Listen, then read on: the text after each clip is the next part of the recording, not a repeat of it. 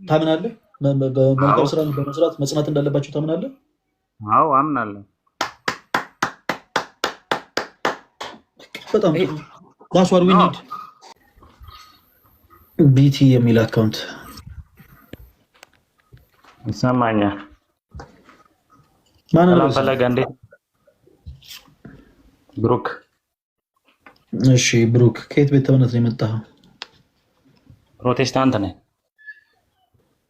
እሺ ሰዎች በማመናቸው ብቻ የዘላለም ሕይወት ያገኛሉ ብለህ ታምናለህ? አዎ አምናለሁ። እሺ እስኪ የመጽሐፍ ቅዱስ ማስረጃ ስጠኝ።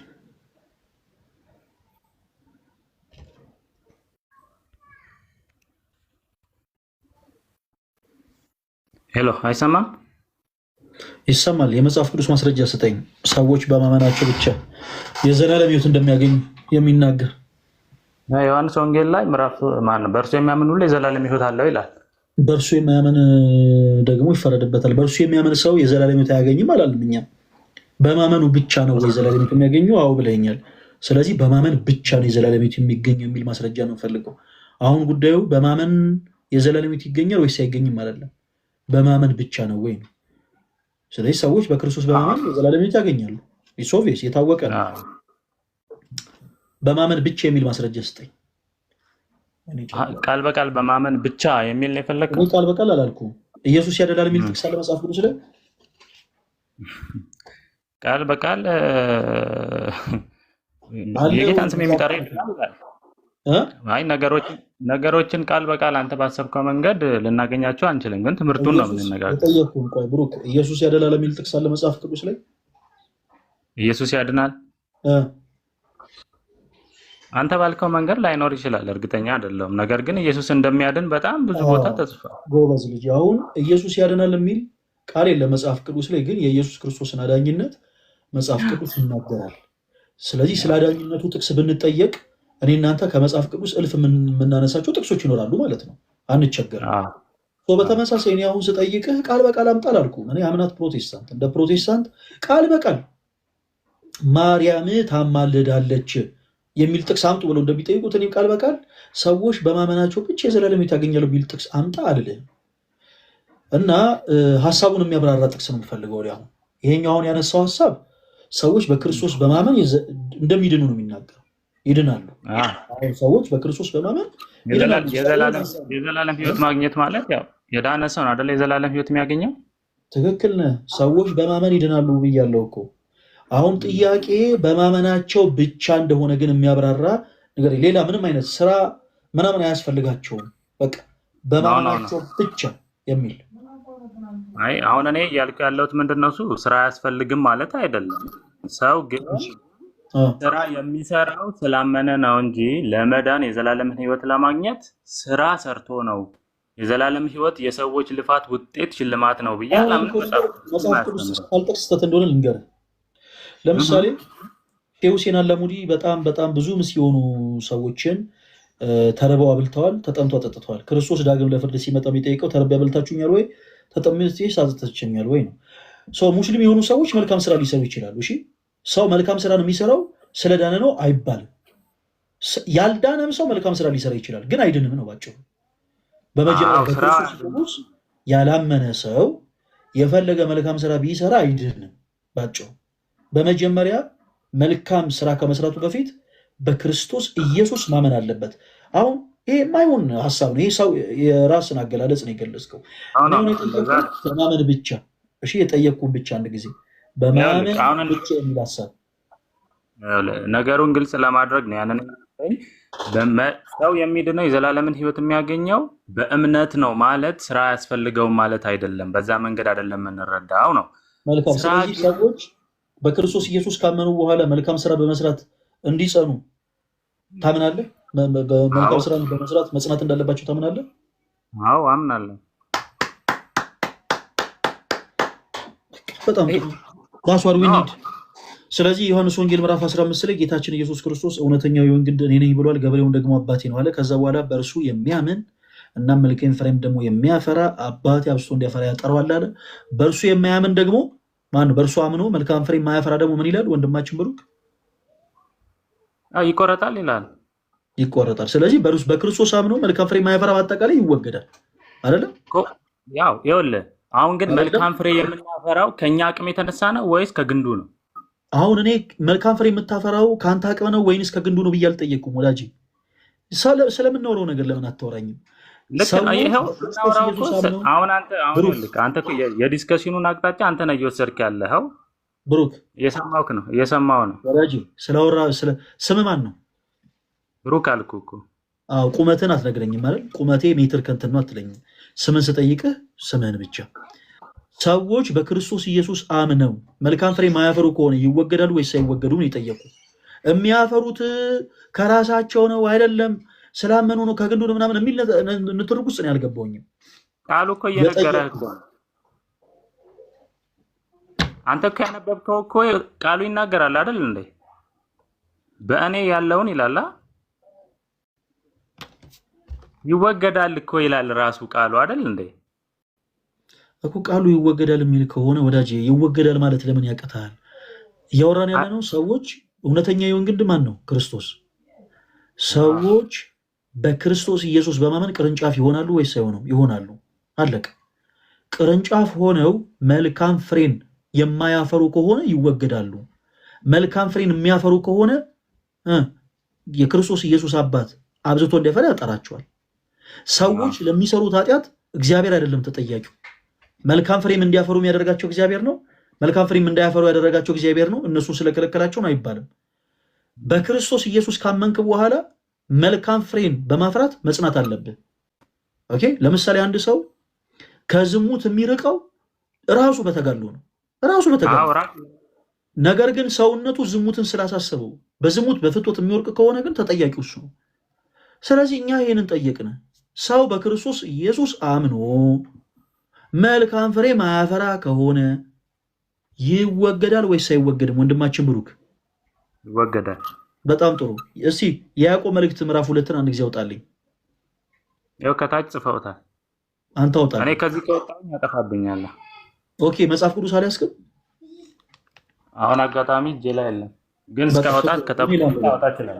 አይ ነው ችግር የለም። በል የያዕቆብ መልእክት ምዕራፍ 2 እኔ እንግዲህ እያስወራኝ አይደለም፣ አንተ ወደ ፈለግከው እየወሰድከኝ ነው ማለት። አሁን በቀደሙ ላይ ለምሳሌ በዮሐንስ ወንጌል ምዕራፍ 15 ላይ ይወገዳል አልኩህ አይደለ?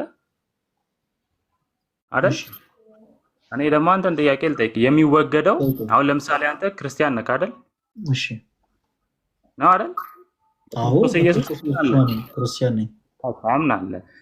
እሺ በመልካም ስራ መጽናት አለብኝ ካልጸናውኝ ይወገዳለሁ ብለሃል። ግን አሁን መልካም ስራ እዛ ጋር ለምሳሌ አንተ የሆነ ሰዓት ላይ በዝሙት ብትወርቅ ትቆረጣለህ? አዎ፣ ምክንያቱም ንስሐ የሚባል መልካም ፍሬ አለ።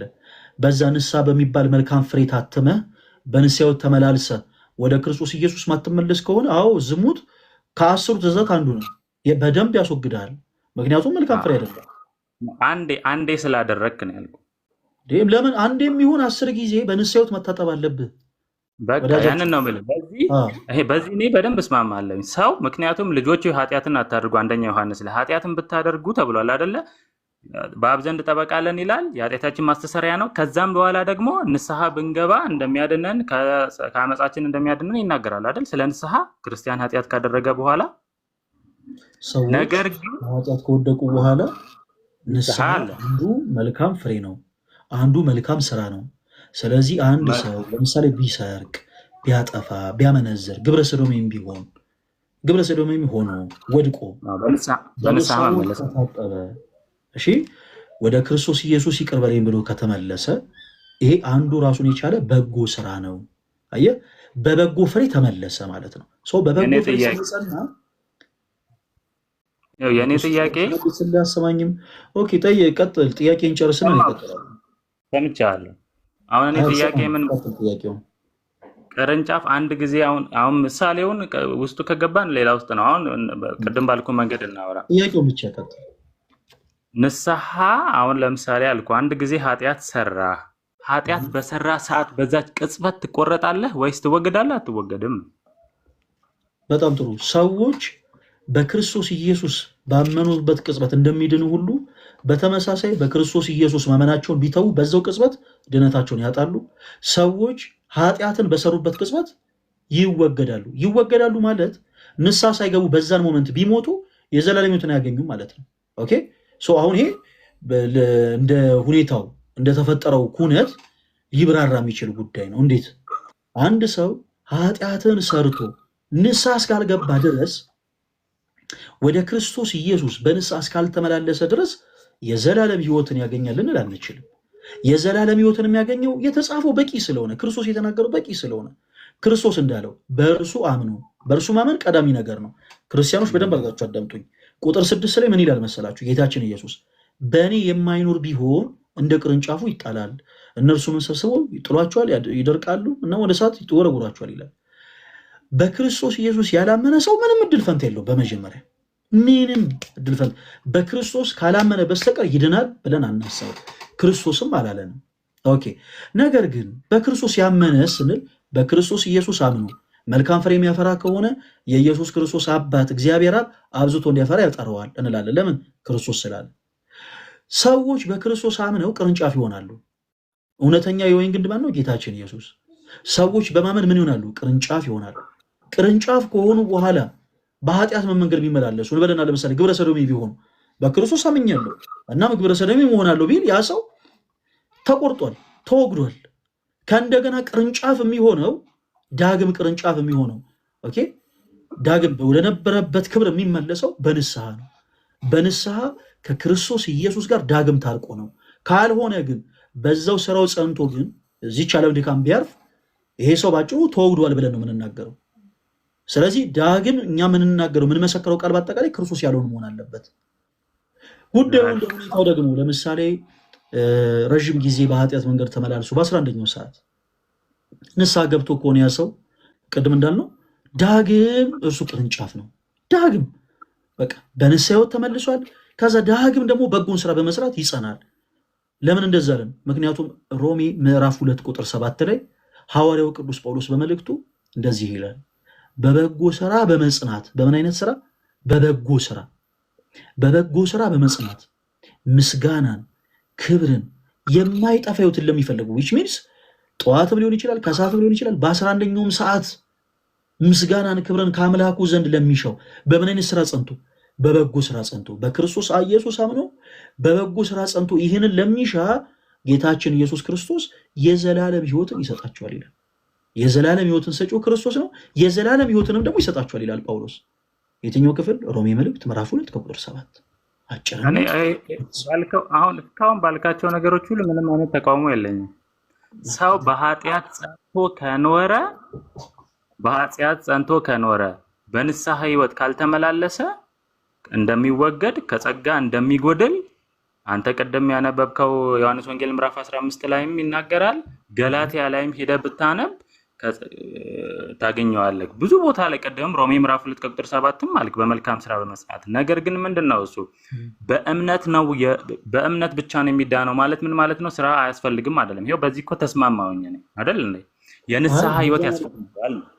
እንትኑን ገልጠማ ይትችላል። አንድ ጊዜ ከዳነ በኋላ በኃጢአት እየተመላለሰ ፕሊስ አንድ ጊዜ እንደማመጥ አሁን ያልኩትን ሐሳብ ከተስማማበት ዋቴቨር የትኛውን ቤተ እምነት አማኝ ብትሆን አንተ ትክክለኛውን የመጽሐፍ ቅዱስን መረዳት አግኝተዋል። ከዛ ውጭ ግን ከአምስቱ ሰዎች ውስጥ አንዱ ሰዎች በማመን ብቻ የዘላለም ሕይወትን ያገኛሉ የሚለው ትምህርት በጎ ስራን መልካም ስራን ያገለለ ነው። የለውም። ከፈለግ የሱን የራሳቸው መጽሐፍ ገልጠ ከእንደገና መመልከት ትችላለህ። የአምስቱ ሰዎች መጽሐፎች ሪኮመንድ አደርጋለሁ ትገልጥና እኔ በአጋጣሚ በሶፍት ኮፒ ነበረኝ። አሁን ግን ስልኬን ስለቀየርኩ ስለሌለ ነው እንጂ አሳየህ ነበር ገልጬ። መስራት አይጠበቅበትም። አንዴ አዳምጠኝ፣ እኔ ላውራ። አውራ። እሺ ለምሳሌ ሰው በእምነት ብቻ ነው የሚጸድቀው ወይም ደግሞ የዘላለም ሕይወት የሚያገኘው ያለው ወይም ደግሞ ይሄንን ኮይን ያደረገው እንደ ፕሮቴስታንቱ ዓለም እንደ ፈርቀዳጅ የሚቆጠረው የሪፎርሜሽኑ ጀማሪ ሉተር ነው አይደል? አዎ። ለምሳሌ ሉትራኖች ሰው በኃጢአት ሕይወት ከተመላለሰ በንስሐ ካልተመለሰ ከጸጋ እንደሚጎድል እንደሚቆረጥ ያምናሉ። ይሄን ታውቃለህ? አያምኑ። ያምና እስቲ ምንድነው ማስረጃ ካያምኑም ስትል? ኦኬ ለምሳሌ አንድ ሉተራን ቸርች ልጥቀስልህ። የአሜሪካ ሉተራን ቸርች፣ የስዊዲሽ ሉተራን ቸርቾች ልጥቀስልህ። ጌ ፓስተሮች አሏቸው። ግብረ ሰዶሜነት ኃጢአት ነው። ከግብረ ሰዶሜነታቸው በንስሐ እንዲመለሱ አይፈልጉም፣ አያደርጉምም እና ጌ እንደሆኑ ግብረ ሰዶሜ እንደሆኑ ፕሬስ እንዲሆኑ ያደርጓቸዋል። ለምሳሌ ዌብሳይቱን ቅድም ሰርች አድርገህ ማየት ትችላለህ። ዌብሳይቱን ቅድም ለሁሉም ሳነብላቸው ነበር። አሜሪካ ሉተራን ቸርች ቆይ አንድ ጊዜ ላንብበው እና አዳምጠኝ። አሜሪካ ሉተራን ቸርች ላርጀስት ሉተራን ቸርች ባዲ ኢን ዩናይትድ ስቴትስ አሎስ ፎር ኤልጂቢቲኪው ሜሬጅ ኤንድ ኦርዲኔሽን ይልና ኢኤልሲ ፖሊሲ ሚል አላቸው። ኢቫንጀሊካል ሉተራን ቸርች የሚል ፖሊሲ ማለት ነው። በፖሊሲያቸው ምን ብሎ አስቀምጠዋል? ኤቭሪ ኤልጂቢቲኪው ኢንዲቪጁዋልስ አር ዌልካም ኤንድ ኢንከሬጅ ቱ ቢካም ሜምበርስ። እያንዳንዳቸው ግብረ ሰዶሜ የሆኑ ሰዎች ወደ ቸርቹ ሲመጡ እንኳን ንስሐ ገብተው ከግብረ ሰዶሜነት ህይወት ርቀው ወጥተው እንኳን እንዲመለሱ አይደለም እንዳሉበት ማንነት እንደ ግብረ ሰዶሜነታቸው ፕሬስና ፓስተር እንዲሆኑ ያደርጓቸዋል። ይህንን ዌብሳይቱን ከፍታችሁ ማንበብ ትችላላችሁ። እንግዲህ የመጀመሪያዋ የፕሮቴስታንት ቸርች ሉተራን ቸርች ነች። ባይዘው ሁሉም ከዛ በኋላ ያለው እንደምናውቀው መጤ ነው። የመጀመሪያዋ ቸርች ሉተራን ቸርች ነች። ይቺ አሜሪካን ሉተራን ቸርች ሲንስ 1991 ምን ያክል የዓመት ርቀት እንዳለው ተመልከቱ። ከ1991 እንደ አውሮፓውያን አቆጣጠር ጀምሮ ይህንን እንትን አጽድቋለች በቸርቹ። ሉተራን ቸርቾች አሁን ላይ ይህን ያስተምራሉ ወይ? በፍጹም። ይህን ስለማያስተምሩ ዋን ሴቭድ ኦልዌይስ ሴቭድ ብሎ ስለሚያምኑ አንድ ጊዜ ሰው በክርስቶስ አምኖ ከዳነ በቃ ድኗል፣ ምንም ቢያደርግ ድነቱን አይታጣም ብሎ ስለሚያምኑ ሰው ግብረ ሰዶሜም ቢሆን ትራንስጀንደርም ቢሆን በየትኛውም አይነት ህይወትም ያለ ቢሆን ፓስተር ጭምር እንዲሆን ይፈቅዳሉ። በቸርቾቻቸው ወንድ ከወንድ ያጋባሉ፣ ሴት ከሴት ያጋባሉ። ይህንን ዌብሳይትን ገልጠ ማየት ትችላለህ።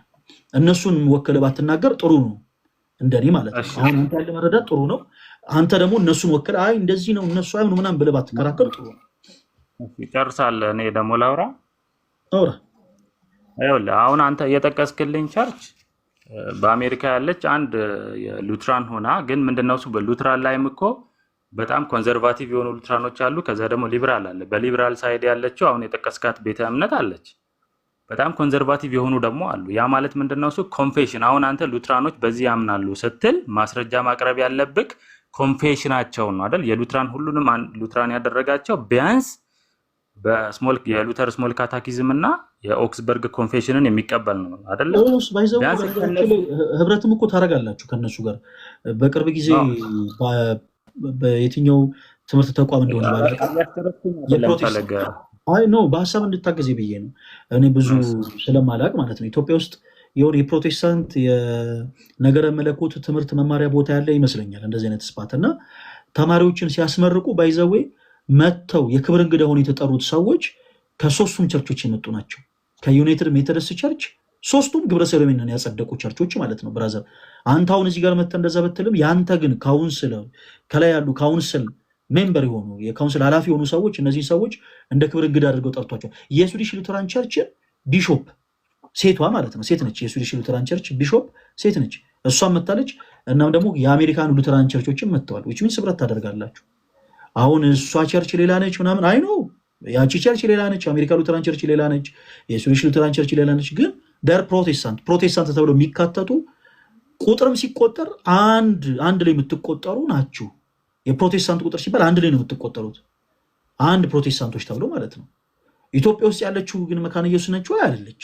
ይሄንን ያውቃለሁ። ይሄንን አንተ እንድታስረዳኝ አልፈልግም፣ ምክንያቱም ስላደኩበት ማለት ነው። በመካነ ኢየሱስ አውቃታለሁ። በአሜሪካ ያለችው ሉተራን ቸርች አንድ ጥቀስልኝ ስላልከኝ ነው የጠቀስኩልህ እንደ ሀሳብ። አሁን እነሱ ስለሚቀበሉ ቆይ ነገሩ እንዳይረዝም ፕሊዝ በደንብ አድርገህ አዳምጠኝ። እነሱ እንደዚህ ብለው አያምኑም የሚል ሀሳብ ስታነሳ የሚያምኑ አሉ ብዬ ያነሳው በምክንያት ነው። እነሱ የሚያምኑ አሉ ማለት ግን ሁሉም ፕሮቴስታንቶች ይሄ ሙሉ ወንጌሉ መሰረተ ክርስቶስም ቃለ ሕይወት መካነ ኢየሱስም ኢትዮጵያ ውስጥ ያሉት ምናምን በአጠቃላይ ሁሉ ይህንን ጉዳይ አክሴፕት ያደርጉታል ይቀበሉታል እያለን ግን አይደለም። ይሄ ትምህርት ግን ኖሮ በጣም የበከላቸው የበረዛቸው ደግሞ የፕሮቴስታንት ቤተ እምነቶች አሉ። ያንን እንደ ሀሳብ ነው ያነሳነው። ሰዎች በማመናቸው ብቻ የዘላለም ሕይወት ያገኛሉ ወይ? አይ በፍጹም። ስለ ኢኒሻል ሳልቬሽን ግን አንድ ቡራ እንድትረዳ የሚፈልገው ነገር ኦርቶዶክስ ቅድስት ቤተክርስቲያናችን በነገረ ድነት ትምህርት ዙሪያ በነገራችን ላይ ሰዎች በመጀመሪያ በክርስቶስ ኢየሱስ በማመን ይድናሉ ብላ ነው የምታሰበው። ኢኒሻል ሳልቬሽን ማለት ነው። ይህንን ድህነት ሲያገኙ ምንም አይነት ስራ መስራት አይጠበቅባቸውም። በቃ በክርስቶስ ኢየሱስ በማመን የምናገኘው ድነት ምንም አይነት ስራ ያስፈልገው።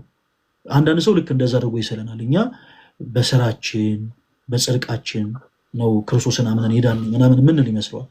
እኛ እንደዛ ብለን አናምንም። ትክክለኛውም የመጽሐፍ ቅዱስም ትምህርት ያ ነው። ሰዎች ክርስቶስ ኢየሱስን በማመን የሚያገኙት ድህነት ምንም አይነት ስራ ኢንቮልቭ የሚያደርግ አይደለም። ነገር ግን ሰዎች በክርስቶስ ኢየሱስ ካመኑ በኋላ በበጎ ስራ መጽናት አለባቸው።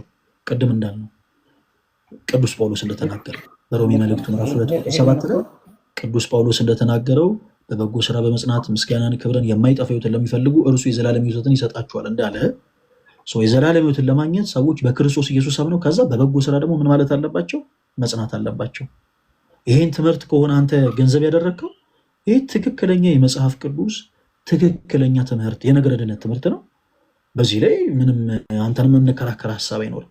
ከዛ ውጭ ግን አይ የለም ሰዎች በማመን ብቻ የዘላለም ሕይወትን ያገኛሉ ዋን ሴቭድ ኦልዌይስ ሴቭድ የሚል ትምህርትን የሚቀበሉ ፕሮቴስታንቶች የለም ካልክ ግን ጉንጫ ስላሉ እኔ አሁን ፈለግ የፈለግኩት ምንድነው እሱ አንተ እንደዚህ አይነት ሀሳብ ለምሳሌ ሉትራኖች በሆነች የአሜሪካ ኢቫንጀሊካል ሉትራን ቸርች በኢን አሜሪካ ያለችው ይህንን ኤልጂቢቲኪውን ተቀብላለች፣ አጽድቃለች። መሰረቷ ደግሞ ይሄ ሁላ ነገር ውስጥ የከተታት ዋን ሴቭድ ኦልዌይስ ሴቭድ የሚለው አስተምህሮ ነው ስትል እንደውም ይህንን ትምህርት የሚያስተምሩ ሌላ ቤተ እምነቶች ለምሳሌ ሪፎርምድ ቸርች በቃ ዋን ሴቭድ ኦልዌይስ ሴቭድ የሚለውን እነሱ ናቸው የሚታወቁበት። ሉትራኖች ዋን ሴቭድ ኦልዌይስ ሴቭድ የሚለውን አስተምህሮ አይታወቁበትም። እንደውም ሰው ያለ ንስሐ ኃጢአት ሰርቶ በኃጢአት ከጸና በንስሐ ካልተመለሰ በቅዱሳት ሚስጥራት ጸጋን እየተካፈለ ካልሄደ ይቆረጣል ብላን የምታምነው እንደውም ሉትራን ማለት ነው። እኔ ያንን መካነ ኢየሱስ ኢትዮጵያ ውስጥ ያለችው መካነ ኢየሱስ እንዲህ አይነቱን ትምህርት ታስተምራለች ብዬ በነገራችን ላይ አላምንም። በነገረ ድነት ትምህርትም ዙሪያ ደግሞ የእናንተ ትምህርት ከሌሎች ኢትዮጵያ ውስጥ ካሉ ፕሮቴስታንት አስተምህሮቶች ጋር ይገናኛል ብዬም ደግሞ አላምንም። አሁን ለምሳሌ አንተ መካነ ኢየሱስ ነው ሙሉ ወንጌሎች ባይዘው አሁን አንተ ያልከውን ትምህርት በአጠቃላይ አክሴፕት ያደርጉት ምክንያቱም አሁን እኔ ግራ የገባኝ ለዛ ነበረ። ጀስት አሁን መካነ ኢየሱስ ከሆነ እረዳለሁ። በነገራችን ላይ እኔ የልጅነት ጊዜን ያሳለፉት መካነ ኢየሱስ ነው። ምናልባት ካወቀው 5 ኪሎ ጋር ያለው ማለት ነው። ከ5 ኪሎ ዩኒቨርሲቲ ጀርባ አዲስ አበባ ነው ያለው። አንተ አይደለም ምናልባት አዲስ አበባ ውስጥ ያላችሁ ታውቁታላችሁ። ስትመጣ ምናልባት ታየው ይሆናል። በጣም ደስ የሚል ቦታ እዛ ነው የልጅነት ጊዜን ያሳለፉት። መካነ ኢየሱስ ቤተክርስቲያን ምን ብላ እንደምታሰብር አይ ነው። በአሜሪካ ያለችው ሉተራን ቸርች እና ኢትዮጵያ ውስጥ ያለችው ሉተራን ቸርች በብዙ ነገርም ደግሞ አሁን ለምሳሌ በዚህ ትምህርት ዙሪያ አሜሪካ ሉተራን ቸርች አክሴፕት ባደረገቻቸው ዙሪያዎች የኢትዮጵያ ውስጥ ያለችው መካነ ኢየሱስ በጣም ሲሪየስ እንደሆነችም አውቃለሁ፣ እረዳለሁ። በነገረ ድነት ትምህርት ዙሪያ ግን አሁን ልክ ስንግባባ አንተ ያልካቸውን ነገሮች ሙሉ ወንጌል ውስጥ ያሉ ሰዎች አይቀበሏቸውም። አሁን ሙሉ ወንጌል ውስጥ ያሉ ሰዎች ፕሮቴስታንቶችን ቀርብ ብለህ ስጠይቃቸው ጉራ በማመናቸው ብቻ ነው ሰዎች የዘላለም ሕይወትን የሚያገኙት ይለዋል። ለምሳሌ ቅድም ከአንተ በፊት የገባው ወንድማችን የዮሐንስ ወንጌል ምዕራፍ 15 ቁጥር 2ን ስናስነብበው ያው ገጸ ንባቡን የምታስታውሰው ይመስለኛል። አንተም ሰዎች ምን ይላል ጌታችን ኢየሱስ? እውነተኛ ወይን ግንድ እኔ ነኝ፣ ገበሬውም አባቴ ነው። ከዛ መልካም ፍሬ የሚያፈሩትን አባቴ አብዝቶ እንዲያፈራ ያጠራቸዋል። ከዛ መልካም ፍሬ የማያፈሩትን ግን ያስወግዳቸዋል ይላል። አሁን ያ ወንድማችን ለምሳሌ ልክ ስንጠይቀው ሰዎች በክርስቶስ ኢየሱስ በማመን ቅርንጫፍ ይሆናሉ፣ ያው ይሆናሉ አለ። ከዛ መልካም ፍሬን ባያፈሩስ በክርስቶስ አምነው ይወገዳሉ ወይስ አይወገዱም? አይወገዱም። ይሄ ነበር የሱ መልስ። አሁን አንተ ያልከው ትምህርት የመካነ ኢየሱስ ብቻ ትምህርት እንደሆነ አድርገን ግን ብንቀበለው መልካም ነው ባይነኝ። ለምን መሰለህ? ሌሎች ፕሮቴስታንት የሆኑ ቤተ እምነቶች ውስጥ ያሉ ሰዎች ይህንን አይቀበሉት። ምንም አይነት ስራ በነገራችን ላይ አንዳንድ የፕሮቴስታንት ላይፎችን ለመከታተል ሞክል ቡራ ምንም ሰዎች ምንም አይነት ስራ መስራት አይጠበቅባቸውም ብለው የሚናገሩ አሉ። እዚሁ ላይቭ ላይ በክርስቶስ ኢየሱስ አምናለሁ ከዛ በኋላ ምንም ስራ መስራት የኦርቶዶክስ ቤተክርስቲያንን የተቃወሙ ገዳሜ ላይ አይጠበቅብህም። ቆይ ልጨርስልህ። ገዳሜ ላይ አይጠበቅብህም፣ ጽድቅ መስራት አይጠበቅብህም፣ የተራበ መብላት አይጠበቅብህም፣ የተጠማ ማጠጣት በቃ አንተ አንዴ ድነሃል የሚል ሀሳብን የሚናገሩ ሰዎች አሉ። የኦርቶዶክስ ቤተክርስቲያንን ትምህርት የተቃወሙ መስሏቸው እኔ አሁን የአንተን ሀሳብ ጥሩ ሆኖ ከመጽሐፍ ቅዱስ ጋር ጥሩ የተገናዘበ ትምህርት ሆኖ አግኝቸው አንድ ያልተቀበልኩት ነገር ምንድነው? ኢንጀነራል ግን አታደርገው። ይሄ የፕሮቴስታንት ትምህርት ነው አትበለን ነው። አሁን ይሄ እንደዛ አላልኩኝ። እኔ አሁን እያወራ ያለሁት ምንድነው አጠቃላይ ፕሮቴስታንቱን ወይም ደግሞ ማለት በፕሮቴስታንት ውስጥ እኮ በጣም ብዙ ዲኖሚኔሽኖች አሉ። እነኛን ሁሉን ያስተምሯቸውን ጠንቅቄ አውቄ ሁሉም እኔ እንደምናገረው ነው ማለት በጣም ባለ በተሳሳተ መንገድ ሪፕሬዘንት ማድረግ ነው የሚሆነው። እኔ እነሱንም ሪፕሬዘንት የማድረግ ፍላጎትም አቅሙም የለኝም። እኔ የማውቀው ምንድነው እሱ እኔ ያለሁበትን የማምነውን ግን ባለኝ መረጃ እኔ ሉተራኖች ዋን ሴቭድ ኤልዌይስ ሴቭድ የሚለውን ትምህርት አያስተምሩም። ከጸጋ ሰው ይጎላል። በንስሐ ካልተመለሰ በዛ ማለት በቃሉ እነኚህ ሚንስ ኦፍ ግሬስ በሚባሉት የእግዚአብሔርን ጸጋ እየተቀበለ የንስሐ ህይወት ነው መኖር ያለበት። በኃጢአት ጸንቶ ከኖረ እንደ ቃሉ ይወገዳል። ነገር ሳይሆን ከጸጋ መግደል አለ። ምናልባት አሁን ስለጠቀስኩልህ ቸርቾች ምን ያክል መረጃ አለ? ስለ ዩናይትድ ሜተሪስት ቸርች፣ ስለ ስዊዲሽ ሉተራን ቸርች፣ ስለ አሜሪካ ሉተራን ቸርች ምን ያክል መረዳት አለ? አሁን ስላወራሁልህ ነገር መረጃዎች ነበሩ ከዚህ በፊት። ኢኤልሲኤ ማን ነው? ይሄን ኤልጂቲቢቲ ኪውን አክሰፕት አድርገው የኢትዮጵያ መካነ ኢየሱስም ከሷ ጋር ያላትን ህብረት ኤክስ ኮሚኒኬት ማለት ህብረቷን እንዳቋረጠች አውቃለሁ እንደተቀበሉ ምንኛ። እኔ ግን አሁን እኔ እያልኩ ያለሁት ምንድነው እሱ ይህንን የመቀበላቸው ምንድነው ጀስቲፊኬሽናቸው፣ በምን ምክንያት ነው ይህንን የተቀበሉት የሚለውን በደንብ አላውቅም። ግን ጀስቲፊኬሽናቸውን በእርግጠኛነት የምነግር አንዴ የዳነ ሰው አይጠፋም በሚል አይደለም ነው። ምክንያቱም አዝ ሉትራን እንደ ቤዝ ይሄ ተቀባይነት ቡራዬ ምን አለ መሰለህ፣ እሱም ትምህርት ባይት ሰልፍ ገዳይ ነው። አሁን በ1991 ላይ በየትኛው አይነት ትምህርት ነው እንዲህ አይነቱን ነገር የተቀበሉት? በጣም ብዙ ማስረጃዎችን ማቅረብ ይቻላል ቡራዬ። አሁን ምንድነው መሰለህ በነገሮች ላይ በጣም ብዙ መረጃዎች ሳይኖሩ ስለነሱ በነገሮች ላይ እርግጠኛ ሆነ ባታወራ ደስ ይለኛል። በአሜሪካ ሉተራን ቸርች፣ የዩናይትድ ሜተሪስት ቸርች እና የስዊዲሽ ሉተራን ቸርቾች እነዚህ ግብረ ሰዶሜንን ኦፊሻሊ አክሴፕት አድርገው ያጸደቁ ሰዎች ዛሬም ድረስ ለዚህ ሀሳባቸው የሚጠቅሷቸው የሚከለሉባቸው የመጽሐፍ ቅዱስ ሀሳቦች አሉ። ከነዚህ ሀሳቦች ውስጥ አንዱ አሁን ያነሳናቸው ናቸው። ለምሳሌ ሰዎች በማመን ብቻ የዘላለም ሕይወትን ያገኛል የሚል ሀሳብ፣ ዋን ሴቭድ ኦልዌይስ ሴቭድ፣ አንድ የዳነ ሰው አንድ ጊዜ ድኗል የሚልም ሀሳብ ይከለሉበታል። እንዲህ አይነቱ ትምህርት መጽሐፍ ቅዱስ እስካልሆነ ድረስ ሰዎችን ስሁት ወደሆነ መንገድ ይመራቸዋል ብለን እናምናለን። ለምሳሌ እኔ አሁን ምን ገጥሞኛል መሰላችሁ? እናንተም ገጥሟችሁ ሊሆን ይችላል። እስፔሻሊ በውጭ ዓለም ያላችሁ ሰዎች ትረዱኛላችሁ። አሁን ቅርብ ጊዜ በጣም የተነሳ የፕሮቴስታንት ሙቭመንት አለ። ራሳቸውን የፕሮቴስታንት አካል አድርገው የሚያዩ ግን ትምህርታቸው ፍጹም ከፕሮቴስታንቶች ጋር የሚለያይ የተነሱ አንድ አስተምሮ ያላቸው ሰዎች አሉ። በተለይ በአሜሪካና በደቡብ ኮሪያ ላይ በደንብ በስፋት ትምህርታቸውን ይሰብካሉ። በደቡብ ኮሪያ ላይ ያሉት እነዚህ ሰዎች፣ በአሜሪካ ላይ ያሉት እነዚህ ሰዎች ምን ብሎ ነው የሚያምኑት? ሁለት አምላክ ነው ያለ፣ ጾታ ያለው ሁለት አምላክ። አንደኛው ወንድ አምላክ ነው፣ ይሄን ዓለም ሁሉ ያውቀዋል ብለው ያምናሉ።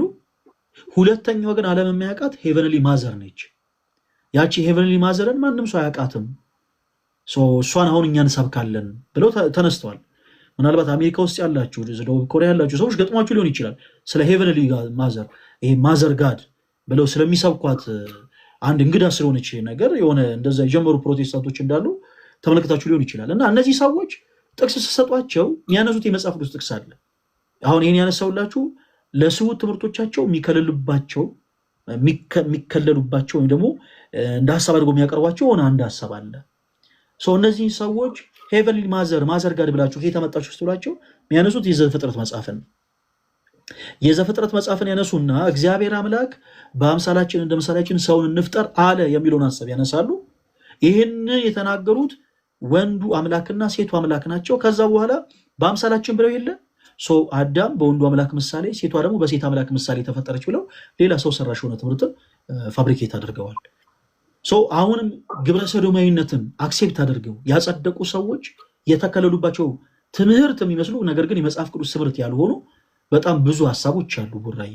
በእነሱ ሀሳቦች ምናልባት ሌላ ጊዜ በደንብ አድርገን እናወራባቸዋለን። ለአሁኑ ግን ሰዎች በክርስቶስ ካመኑ በኋላ በበጎ ስራ መጽናት አለባቸው የሚለውን ሀሳብ እኛም ወደነዋል፣ ተቀበለነዋል። እናመሰግናለን ስለነበረን ጊዜ።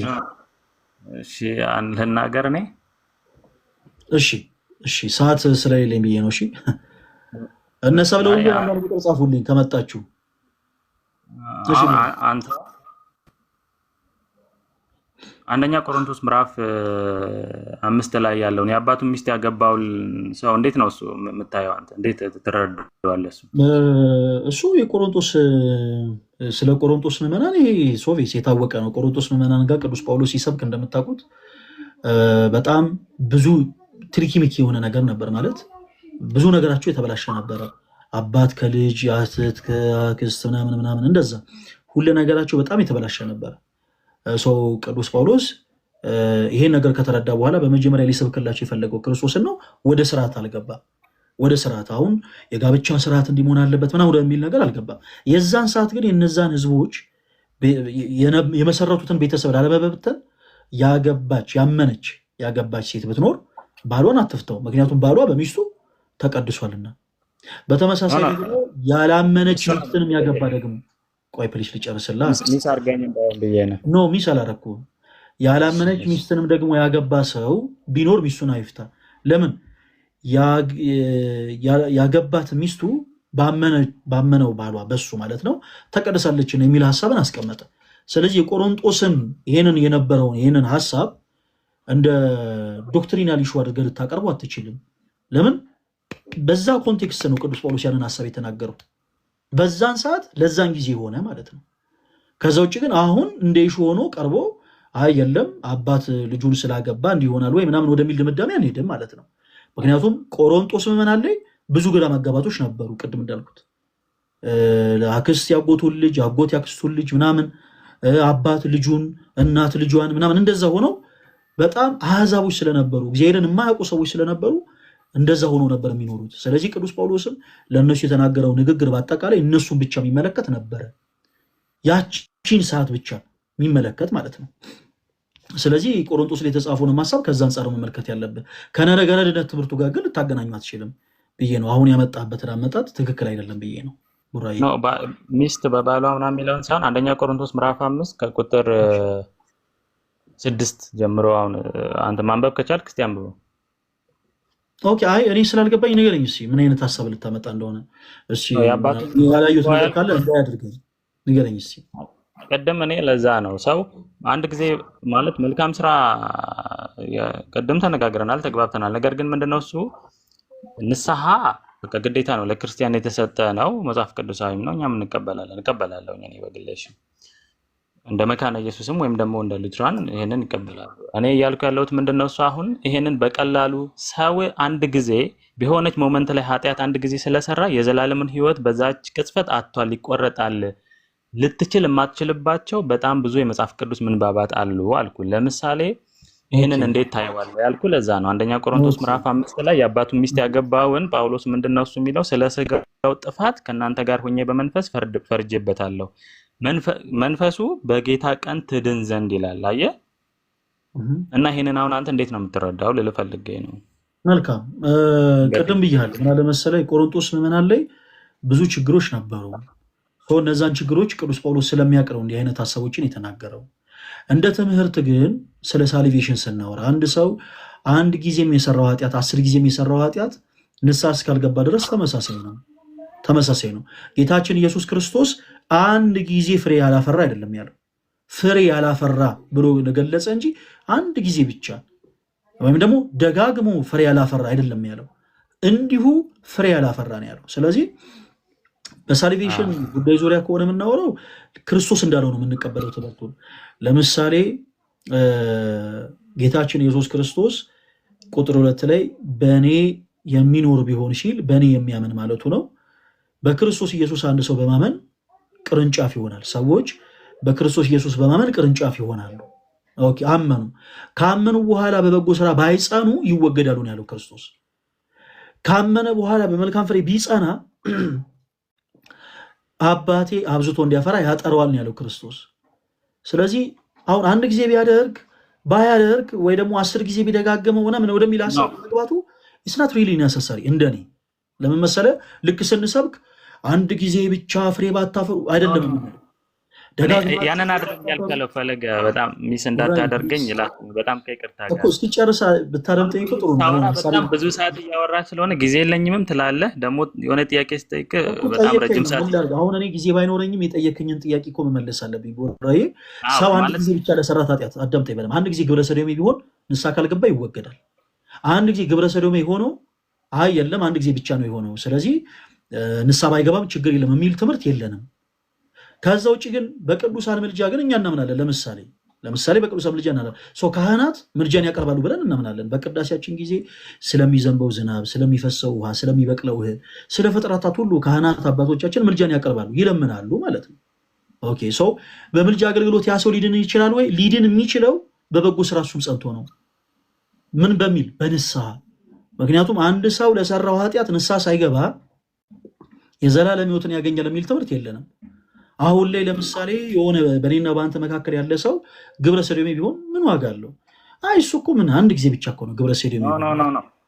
ግብረ ሰዶማዊ መሆን ማለት ፈለገ አንድ ጊዜ ግብረ ሰዶማዊ መሆን ማለት እኮ የህይወት ላይ ማለት ላይፍ ማለት ህይወት ተቀየረ እኮ በቃ አለቀ። ግብረ ሰዶማዊ ሆነ ነው አንድ ጊዜ ብቻ ከወንድ ጋር ለምሳሌ ሩካቤ ፈጸመ፣ ንስሐ አልገባም። ይሄ ሰው አንድ ጊዜ ብቻ ነው ከወንድ ጋር ሩካቤ ስጋ የፈጸመውና ችግር የለውም አይባልም። ኦልሬዲ ተወግዷል፣ ይወገዳልም። ፍሬ ከእንደገና ቅርንጫፍ የሚሆነው በንስሐ ነው። ንስሐ ሳይገባ አንድ ጊዜ ብቻ ነው ያደረገው። አይ ሌሎቹ 10 ጊዜ ደገም አደርገዋልና የእነሱ ይብሳል ምናምን የሚባል ነገር የለም። ቡራዬ እኔ እንደዛ እያልኩ አይደለም። አሁን እኔ አንሪፐንታንት ሲን ሰው በህይወቱ ለምሳሌ አንድ ዮሐንስ መልእክት ላይ ምንድነው እሱ ህብረታችን ከአባት ከልጁም ከኢየሱስ ክርስቶስ ጋር ነው ይላል። እግዚአብሔር ደግሞ ብርሃን እንደሆነ ይናገርና ከእግዚአብሔር ጋር ህብረት አለን ብንል ነገር ግን በጨለማ ብንመላለስ እውነት በእኛ ውስጥ የለም ይላል አይደለ? ሰው ከብርሃን ጋር ህብረት እያደረገ በብርሃን ነው ሊመላለስ የሚችለው። ሰው ግን ክሌም አድርጎ በብርሃን ነው ያለሁት ከእግዚአብሔር ጋር ህብረት አለኝ ማለት እግዚአብሔር ብርሃን ስለሆነ በብርሃን ነው የሚመላለሰው። ከእግዚአብሔር ጋር ህብረት አለኝ ብሎ ድኛለሁ ብሎ ክሌም ቢያደርግም በጨለማ የሚመላለስ ከሆነ ይሄ ሰውዬ ሐሰተኛ ነው።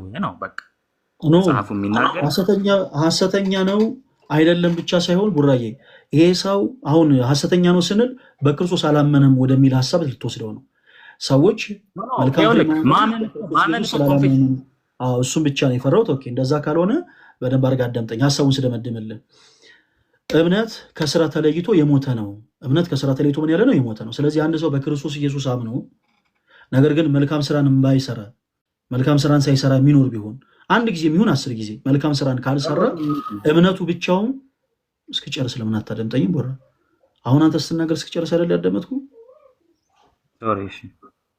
ተረጋጋና አዳምጠኝ እሺ። ሁለት ጥቅሶችን የተወሰኑ 3 ጥቅሶችን ላንብብልህ ከቅድሙ ጥቅስ ጋር አገናኝቼ ማለት ነው። ቁጥር 14 ላይ እንደዚህ ይላል ቅዱስ ያዕቆብ በመልእክቱ ወንድሞቼ ሆይ እምነት አለኝ የሚል ምን አለኝ የሚል እምነት አለኝ የሚል ስራ ግን የሌለው ሰው ቢኖር ምን ይጠቅመዋል? እምነቱስ ሊያድነው ይችላልን ይላል። አንድ ሰው እምነት አለኝ ብሎ ስራ ግን ባይኖረው ምን ይጠቅመዋል? ይሲ እምነቱስ ሊያድነው ይችላልን ብሎ ጠየቀ። ለምን እምነቱ ብቻው ሊያድነው አይችልም? እንዴት አለን? ወደኋላ እንመለስና የዮሐንስ ወንጌል ምዕራፍ 15 ከቁጥር 2 ገልጠን ስናነብ ጌታችን መድኃኒታችን ኢየሱስ ክርስቶስ እኔ የወይን ግንድ ነኝ ገበሬውም አባቴ ነው ካለ በኋላ ፍሬ የሚያፈራው አብዝቶ እንዲያፈራ ያጠረዋል። አለቀ በቃ። በእርሱ አምኖ መልካም ፍሬ የሚያፈራ ሁሉ አብዝቶ እንዲያፈራ ያጠረዋል። በእርሱ አምኖ መልካም ፍሬ የማያፈራ ግን ይወገዳል፣ ያስወግደዋል አለ ጌታችን ኢየሱስ። ስለዚህ ማመኑ ብቻውን አልጠቀመውም ይሄን ሰው። ለምን? ምክንያቱም መልካም ፍሬን ስላላፈራ። ይሄ ሰው በክርስቶስ ኢየሱስ ካመነ በኋላ በበጎ ስራ መጽናት አለበት። እያንዳንዱ በክርስቶስ ኢየሱስ ያመነ ሰው በአጠቃላይ አሁን ኤክሴፕሽናል የሆኑ ነገሮችን ወደኋላ እናደርጋቸውና ሁሉም በክርስቶስ ኢየሱስ ያመነ ሰው በአጠቃላይ ሊያቅል ሊረዳ የሚገባው ትልቁ ነገር ምንድን ነው? በበጎ ስራ መጽናት አለበት።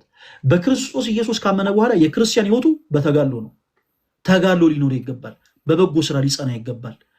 ኦኬ ሰው ነገር ግን አይ ኖ በበጎ ስራ አልጸናም መልካም ፍሬንም አላፈራም ካለ ግን በዛው ቅጽበት ይወገዳል ነው ያለው። ይወገዳል። በዛው ቅጽበትም ደግሞ በክርስቶስ ያላመነም ሰው እንዲሁ ይወገዳል። ቁጥር 6 ስታነቡ በእኔ የማይኖር ቢሆን እንደ ቅርንጫፉ አለ ጌታችን ኢየሱስ። እንዴትኛው? ቁጥር 2 ላይ እንደተጠቀሰው በክርስቶስ አምኖ መልካም ፍሬ እንዳላፈራው ቅርንጫፍ ይወገዳል። ከዛ እነርሱም ሰብስበው ወደ እሳት ይጥሏቸዋል፣ ያቃጥሉማቸዋል አለ። ስለዚህ አንድ ሰው በክርስቶስ ኢየሱስ አምኖ መልካም ፍሬን የማያፈራ ከሆነ ምን ይላል? ይወገዳል። አንድ ሰው አንድ ጊዜ ከወንድ ጋር ሩካቤ ስጋ ቢፈጽም ኃጢአት ነው። ኦልሬዲ መልካም ፍሬን አላፈራም።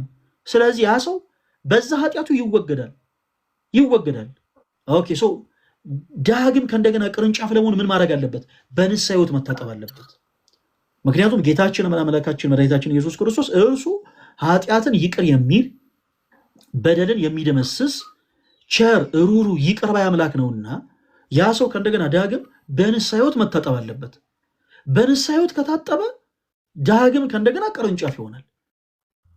ኦኬ ሰው ነገር ግን የለም አንድ ጊዜ ብቻ ነው ስለዚህ ችግር የለውም ሕይወቴን ልቀጥል የሚል ከሆነ ግን ዞሮ አልዳንም። ያ ሰው በቃ በአጠቃላይ ማመኑ ብቻውን አልጠቀሙም፣ ያስወግደዋል። እንዴት አለን? ቅዱስ ያዕቆብ በመልእክቱ አሁን ምዕራፍ 2 ከቁጥር 20 ላይ እንደዚህ ይላል፣ የኔ ተወዳጆች አንተ ከንቱ ሰው ይላል። አንተ ከንቱ ሰው። ኦኬ እሺ፣ እምነት ከስራ ተለይቶ የሞተ መሆኑን ልታውቅ ትወዳለህ? እምነት ከስራ ተለይቶ ምን ያለ ነው? የሞተ ነው። ያ ሰው በክርስቶስ እኮ አምኗል፣ ግን አንድ ጊዜ ነው። አንዲት ሴት ከአንዲት ሴት ጋር ሩካቤ ስጋ ፈጸመች። አንድ ጊዜ ፈጸመች፣ 10 ጊዜ ፈጸመች፣ ኃጢአት ነው። መልካም ፍሬን አላፈራችም። ኦኬ ሶ መልካም ፍሬን ባለማፍራቷ ትወገዳለች። በንስሐ ሕይወት ታጥባ መልካም በሆነው ፍሬ በንስሐ ሕይወት ታጥባ ወደ ክርስቶስ ዳግም ካልተመለሰች ተወግዳለች። እምነት ግን አለኝ በክርስቶስ ግድ የለም በቃ አንድ ጊዜ ብቻ ነው የሆነውም ብላ ብትቀጥል፣ በተመሳሳይ ደግሞ ሕይወቷም ደግሞ ግብረ ሰዶም የሆነች ሴት የለም ችግር የለውም ስራዬ ምንም ቢሆን ክርስቶስ ይቅር ይለኛል ብላ በክርስቶስ ማመኗን ብትቀጥልም እምነት ከስራ ተለይቶ ምን ያለ ነው? ተወዳጆች የሞተ ነው። እምነት ከስራ ተለይቶ የሞተ ነው። ሁላችሁም ጻፉት ኮሜንት ሴክሽን ላይ። ስራ የሌለው እምነት በራሱ የሞተ ነው። ቅድም የዮሐንስ ወንጌል ምዕራፍ 15 ላይ እንደጠቀስ ነው ቁጥር 2 ላይ አንድ ሰው በክርስቶስ ኢየሱስ አምኖ ቅርንጫፍ ሆኖ ሰዎች በማመን ቅርንጫፍ ይሆናሉ። ቅርንጫፍ ሆኖ ከዛ በኋላ መልካም ፍሬን ማያፈራ ከሆነ ይወገዳል። ምንም ጥያቄና መልስ የለውም። መልካም ፍሬን ግን አብዝቶ የሚያፈራ ከሆነ ግን የክርስቶስ ኢየሱስ አባት አብዝቶ ደግሞ እንዲያፈራ ያጠረዋል። ስለዚህ ሁለት አካላት ይወገዳሉ ማለት ነው። አንደኛው በክርስቶስ ኢየሱስ ያላመኑ ሰዎች፣ ቁጥር 6 ላይ እንደተጠቀሰው በክርስቶስ ኢየሱስ ያላመነ ሰው ምንም በጎ ነገር ቢያደርግ ምንም በመጽሐፍ ቅዱስ ላይ የተጠቀሱትን መልካም ፍሬዎች በአጠቃላይ ቢያፈራ የፈለገ ነገር ቢያደርግ በክርስቶስ ኢየሱስ እስካላመነ ድረስ ይወገዳል። ሁለተኛ ደግሞ በክርስቶስ ኢየሱስ አምነው መልካም ፍሬ ማያፈሩት በአጠቃላይ ይወገዳሉ። አንድ ጊዜ ቢሰሩት 10 ጊዜ ቢሰሩት ምናምን ይሄ ሰዎች ለራሳቸው የፈጠሩት አረዳድ እንጂ መጽሐፍ ቅዱስ የሚነግረን ባጭሩ በዛው ቅጽበት ይወገዳሉ።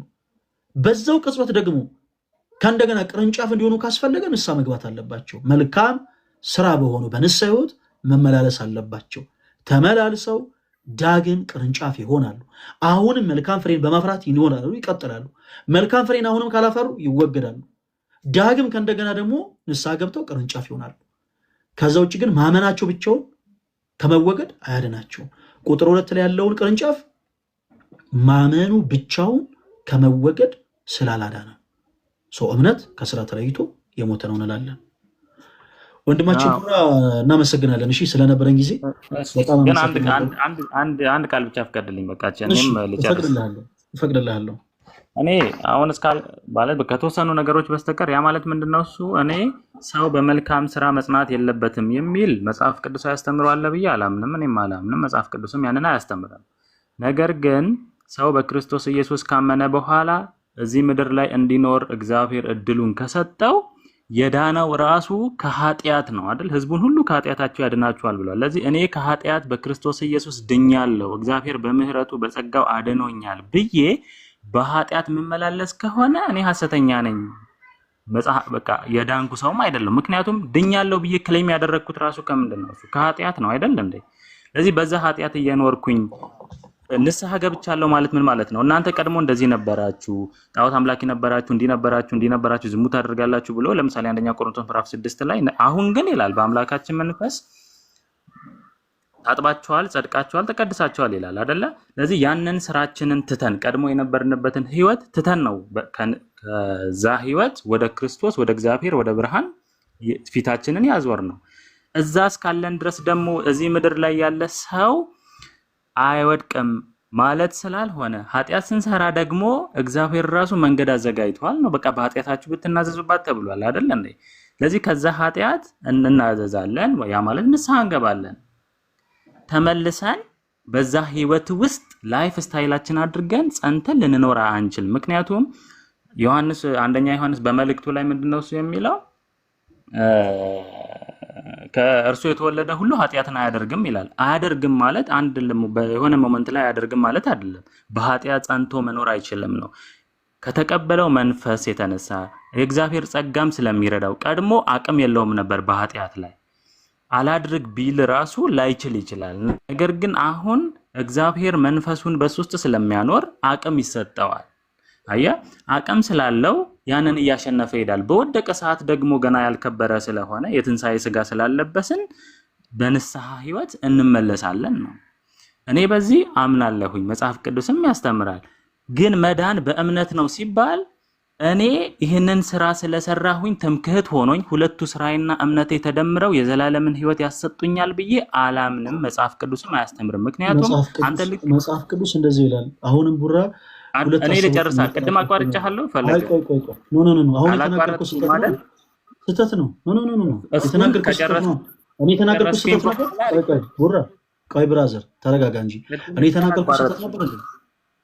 እኔ የተናገርኩት ስህተት ነበር። ቅድም እኮ አላቋረጥኩህም።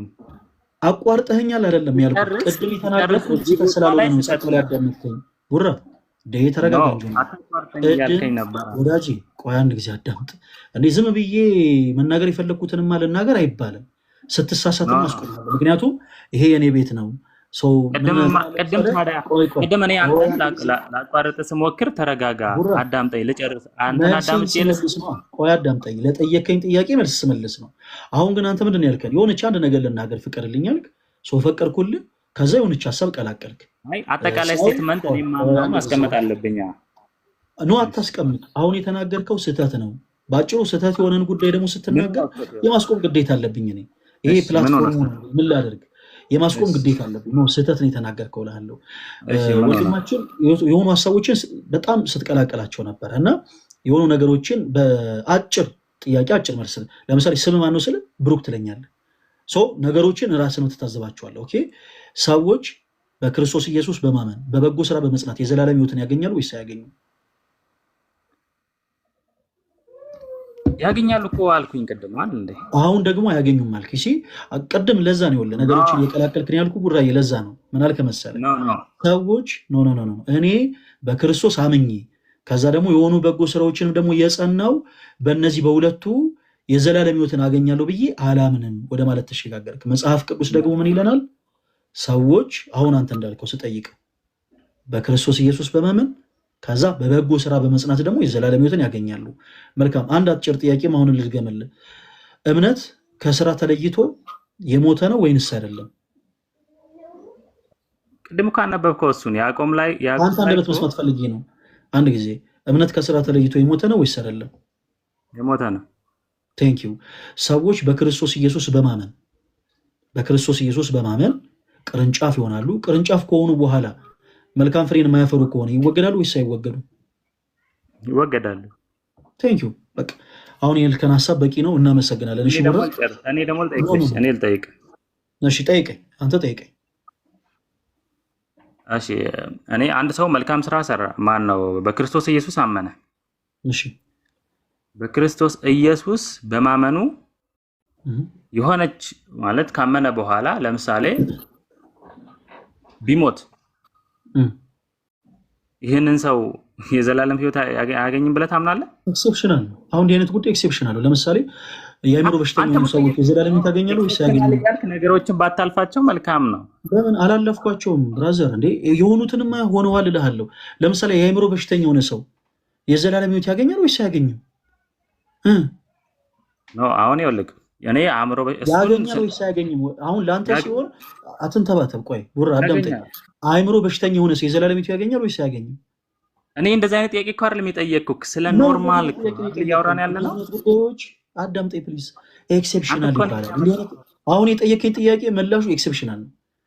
አሁን እንዲህ ቢሆን አንተ የፈጠርከው ታሪክ ነው። እኔ የጠየኩ ጥያቄ ግን መጽሐፍ ቅዱስ የተናገረው ነው። ለምሳሌ ምን ብዬ ነው የጠየኩ? ኤክሴፕሽናል የሆነ ነገር አልጠየኩም። እኔ ስጠይቅ ምን ብዬ ነው መሰለኝ የጠየኩ? ሰዎች በክርስቶስ ኢየሱስ አምነው፣ በደንብ አዳምጥ። ሰዎች በክርስቶስ ኢየሱስ አምነው መልካም ፍሬን ባያፈሩ ይወገዳል ወይስ አይወገዱም? ኤክሴፕሽናል የሆነ ጉዳይ አይደለም፣ ይሄ መጽሐፍ ቅዱስ የተናገረው ነው። ስለዚህ መጽሐፍ እንዳለው ትመልሳለህ፣ አለቀ። አሁን አንተ ግን ኤክሴፕሽናል የሆነ ጉዳይ ስታመጣ ኤክሴፕሽናል ነው። ሌላ ጥያቄ ቀጥል። ጥያቄውን አስተካክል። እግዚአብሔር የማይሰራን ሰው ያጸድቃል አያጸድቅም? የማይሰራን ሰው አያጸድቅም፣ ምክንያቱም ይወገዳል ይላል። በክርስቶስ ኢየሱስ አምኖ መልካም ፍሬ ያላፈራው ይወገዳል። እሺ ሮሜ ምዕራፍ 4 ላይ ከቁጥር 4 ወይ 5 ላይ አንብበው። እሺ ሮሜ ምዕራፍ 4 ላንብበልህ እስቲ። እሺ ሮሜ ምዕራፍ 4 ቁጥር ስንት ላንብበልህ? 4 ወይ 5 ላይ 4 5 ምዕራፍ 4 ቁጥር 5 ወይ ቁጥር 4 እስቲ አንብበው። ለሚሰራ ደሞዝ እንደ ዕዳ ነው እንጂ እንደ ጸጋ አይቆጠርለትም። ነገር ግን ለማይሰራ ኃጢአተኛውን በሚያጸድቅ ለሚያምን ሰው እምነቱ ጽድቅ ሆኖ ይቆጠርለታል ይላል። ስለዚህ ለማይሰራ አላለም። ስለ ሕግ ስራ እኮ ነው የሚናገረው። ከቁጥር 1 ጀምሮ አንብበዋል። ስለ ሕግ ስራ ይቆይ አዳምጠኝ። የሕግ ስራ አሁን እኮ አብርሃም ይጠቅሳል። አብርሃም ለምሳሌ የሕግ ስራ ሰርቷል። ግዝረት የሕግ ስራ ነው። ሌሎችም አሉ። በብሉይ ላይ የተጠቀሱ በጣም ብዙ የሕግ ስራዎች አሉ። እኔ አሁን ስለ ሕግ ስራ አላወሩም። አንድ ሲቀጥል ደግሞ በክርስቶስ ያመነ ሰው እግዚአብሔር እንደ ጽድቅ አድርጎ ይቆጥርለታል ወይስ አይቆጥርለትም ብዬም አልመለስኩልም። እንደዚህ አይነት ምላሽ አዳምጠኝ። ባይሰራ ይሄ ሰው በክርስቶስ ኢየሱስ አምኖ መልካም ስራን ባይሰራ ኦልሬዲ ከጽድቅ ይወገዳል ወይስ አይወገድም? ይወገዳል። ለምን እንደዚህ ያመነ ሰው አዳምጠኝ። በክርስቶስ ያመነ ሰው ድኗል ወይስ አልዳነም? ቦራዬ ድኗል ወይስ አልዳነም? ድኗል። ያ መጽሐፍ ቅዱስን ስለሚናገረው ችግር የለውም። አንተን አልጠብቅ፣ እኔ ራሴ ልመልስልህ። በክርስቶስ ያመነ ሰው ድኗል። በቃ ቅድም እንዳልነው ይሄ ኢኒሻል ሳሊቬሽን እንለዋለን። ሰዎች በመጀመሪያ በቃ በክርስቶስ ኢየሱስ ማመን ነው የሚጠበቅባቸው። ሲያምኑ ምንም መስራት የሚጠበቅባቸው አንዳች ስራ የለም፣ አለቀ። ከዛ በኋላ በክርስቶስ ኢየሱስ ካመኑ በኋላ ግን በበጎ ስራ መጽናት አለባቸው። አንድ ሰው በክርስቶስ ኢየሱስ በማመኑ ድኗል ወይስ አልዳነም ተብሎ ሲጠይቅ ድኗል፣ በቃ አለቀ። ይሄን ጨርሰናል። ከዛ በኋላ ግን በበጎ ስራ ባይጸና ድኗል ወይስ አልዳነም? አሁንም ከእንደገና አልዳነም። እንዴት እንደዚህ ያለን? ጌታችን ኢየሱስ ክርስቶስ ቁጥር 2 ላይ በእኔ ያለውን አለ። በክርስቶስ ኢየሱስ አምኖ መልካም ፍሬ የማያፈራው ይወገዳል። ቅዱስ ያዕቆብ እንዳለው ማመኑ ብቻውን ከመወገድ አላዳነውም። ስለዚህ አንድ ሰው ቡራዬ በክርስቶስ ኢየሱስ አምኖ መልካም ፍሬ የማያፈራ ከሆነ ይወገዳል ስላለን አምኖ ድኗል ካለን በኋላ በበጎ ስራ የማይጸና ከሆነ መልካም ፍሬን በመፍራት የማይኖር ከሆነ ኦልሬዲ ይወገዳል። እያመነ ይወገዳል። የዳነው እምነትና ስራው አንድ ላይ ተደምሮ ነው ወይስ በእምነት ነው? አላልኩም። ተደምሯል መቼ አልኩ? በመጀመሪያ የሚቀድመው ምኑ ነው ብያለሁ? ማመኑ ነው።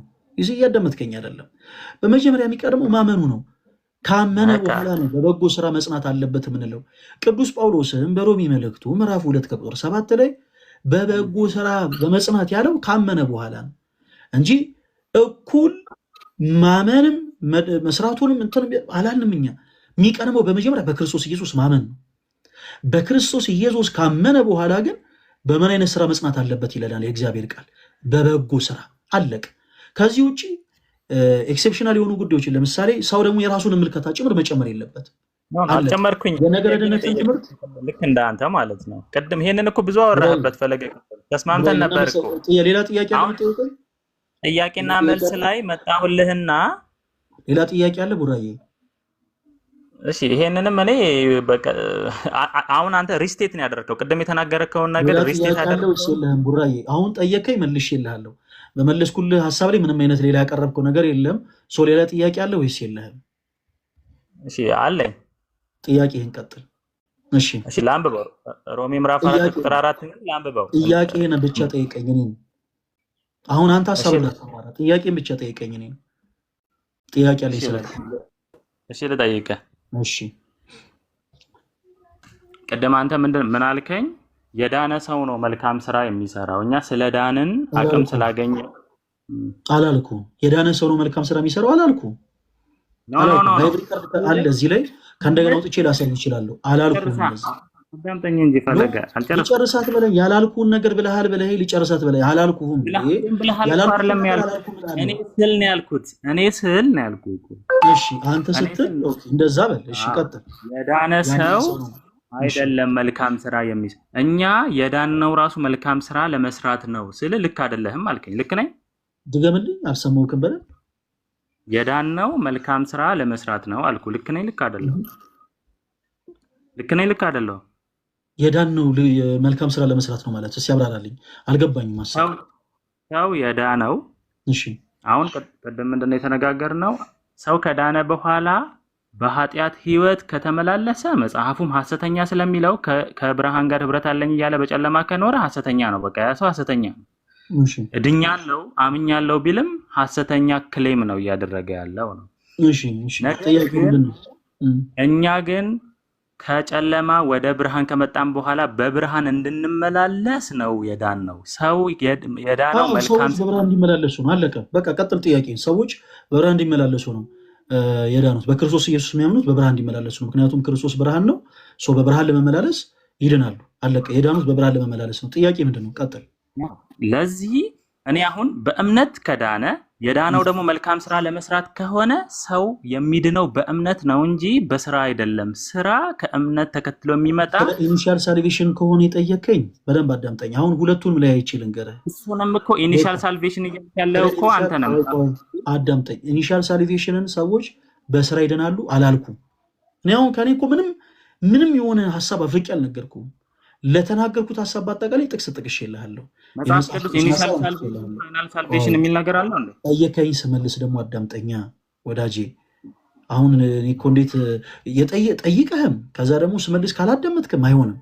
ጠይቃል። ስለዚህ ግድ ማዳመጥ አለብህ። ሰዎች በክርስቶስ ኢየሱስ በማመን ይድናሉ። ይሄንን እናምናለን። ይሄንን ኢኒሻል ሳልቬሽን እንላለን። ይሄ በቃ መዳንን ሲጀምሩ፣ በነገራችን ላይ ክርስትና ራሱ የሚጀመረው በመዳን ነው። ክርስትና የሚጀመረው በመዳን ነው፣ በክርስቶስ ኢየሱስ በማመን አለቀ። ከዛ በኋላ ግን በበጎ ስራ መጽናት አለባቸው። እነማን? ክርስቶስን በማመን የዳኑት ሰዎች ክርስቶስን በማመን ድነዋል። ኦልሬዲ አምነዋል። ካመኑ በኋላ በበጎ ስራ መጽናት አለባቸው። መልካም ፍሬን ማፍራት አለባቸው። ማያፈሩ ከሆነ ይወገዳሉ። ይህንን አይደለም ያልኩት፣ ጌታችን ኢየሱስ ነው። በእኔ ያለውን አለ በክርስቶስ አምነው፣ ይኸው በእኔ አምነው መልካም ፍሬ የሚያፈራ አለ፣ መልካም ፍሬ ማያፈራ ብሎ ጠቀሰ። በክርስቶስ ኢየሱስ አምነው መልካም ፍሬ የሚያፈራ አለ። ኦኬ ሶ የሚያፈሩት አባቴ ገበሬ የተባለው አባቴ አብዝተው እንዲያፈሩ ያጠራቸዋል አለ። ኦኬ ሶ በእኔ ደግሞ አምነው ደግሞ መልካም ፍሬ ማያፈራ አለ። ሶ በክርስቶስ ኢየሱስ አምኖ ደግሞ መልካም ፍሬ ማያፈራው በአጠቃላይ አምኗል እኮ በክርስቶስ ኢየሱስ አምኗል። በክርስቶስ ኢየሱስ አምኖ ግን መልካም ፍሬ ማያፈራ ከሆነ ግን ይወገዳል። ማመኑ ብቻውን ከመወገዱ አላደነውም። ለምን? ምክንያቱም መልካም ፍሬ ምን አላለም? አላፈራም። ስለዚህ ቅዱስ ያዕቆብ በመልእክቱ የዮሐንስ ወንጌል ላይ የተጠቀሰውን ሀሳብ ተመልክቶ ቅዱስ ያዕቆብ በመልእክቱ ምን አለ መሰለ? እምነት ከስራ ተለይቶ የሞተ ነው አለ። እምነት ነው ያለው፣ ሌላ ነገር አይደለም ያለው። እሺ ስራ አይደለም ያለው። እምነት ከስራ ተለይቶ የሞተ ነው አለ። ለምን? ሰዎች በክርስቶስ ኢየሱስ አምነው እውነተኛ ከሆነው ከወይን ግንድ ጋር ተጣብቀው ቅርንጫፍ ሆነው መልካም ፍሬን የማያፈሩ ከሆነ ስለሚወገዱ፣ መልካም ፍሬን ባለማፍራታቸው ስለሚወገዱ እምነት ከስራ ተለይቶ የሞተ ነው አለ። ሲጀምር ራሱ እምነት በማመኔ ብቻ ድናለሁ የሚለውን አይነት ሰው ምን ብሎ ነው መሰል የሚጠራው ቅዱስ ያዕቆብ? አንተ ከንቱ ሰው ብሎ ነው የሚጠራው። እምነት ከስራ ተለይቶ የሞተ መሆኑን ልታውቅ ትወዳለህን? ከዛ ከፍ ስትል ደግሞ ወንድሞች ሆይ እምነት አለኝ የሚል ስራ ግን የሌለው ቢኖር እምነቱ ምን ይጠቅመዋል? እምነቱ ውስጥ ብቻውን ሊያድነው ይችላልን? አይችልም። ይህንን ጌታ መጣ ነው። እኛ ራሳችን ጽፈነው አይደለም፣ ደርሰነው አይደለም። በአጭሩ ስመልሰው የዮሐንስ ወንጌል ምዕራፍ 15 ቁጥር 2 ላይ ክርስቶስ ተናግሮትም አለቅ። ስለዚህ አንድ ሰው ካመነ በኋላ መልካም ፍሬን በማፍራቱ የዘላለም ሕይወትን ያገኛል። ቅዱስ ያዕቆብ በሮሜ መልእክቱ ምዕራፍ 2 ከቁጥር 7 ላይ በበጎ ስራ በመጽናት ብሏል። በክርስቶስ አምኗል። ከዛ ደግሞ በበጎ ስራ ጸንቷል። ስለዚህ ምን ይሰጠዋል አለ? የዘላለም ሕይወት። ካልሆነስ ይወገዳል። ሌላ ጥያቄ አለው ወንድማችን ቦራ? ነው እኔ አሁን ያልከው ማለት እኔ ስናገር እያቋረጥከኝ ስለሆነ ነው እንጂ እኔ አሁን ቅድም አልኩ እኮ መልካም ስራ አዎ አለ። ጥያቄህን ቀጥል። ፈለገ ግን ማለት ቢያንስ ሐሳቤን እንድገልጽ ብትፈቅድልኝ መልካም ነው። ምክንያቱም እስካሁን ተብራራ ነው። አይ ጥያቄህን ቀጥል። ጥያቄ አለ አይደል? አዎ ብለሃል። ጥያቄህን ቀጥል። ሮሜ ምዕራፍ 4 ላይ የህግ ስራ ነው አልክ አይደል? እሺ የመንፈስ ፍሬዎች ናቸው ብለህ ታምናለህ? እነዛ የህግ ስራ ሲሆን የመንፈስ ፍሬዎች ናቸው ብለህ ታምናለህ? ሮሜ 4 ላይ የተጠቀሰው እኔ አሁን እኔ የምጠይቅህ አይደለ? ቅድም ብለሃል። አንተ መረዳት ደግሞ ማወቅ አለብኝ እንዴ። አሁን ዝም ብለህ እኔ ምንም ስለ መጽሐፍ ቅዱስ አልጠይቅ እኔ ብቻ ልጠይቅም አትበል። ሮሜ 4 ላይ ያለው የህግ ስራ እኔ በጣም የተጫንከኝ ነው ማለት ቅድም ጠይቀሃል ልመልስ ስትል እኔ ጸጥ በል ትለኛለህ። አሁን ደግሞ የኔ ጥያቄ ቡራ አዳምጠኝ። ለጠየቀው ጥያቄ ስመልስ ያንተ መረዳት ማወቅ አለብኝ።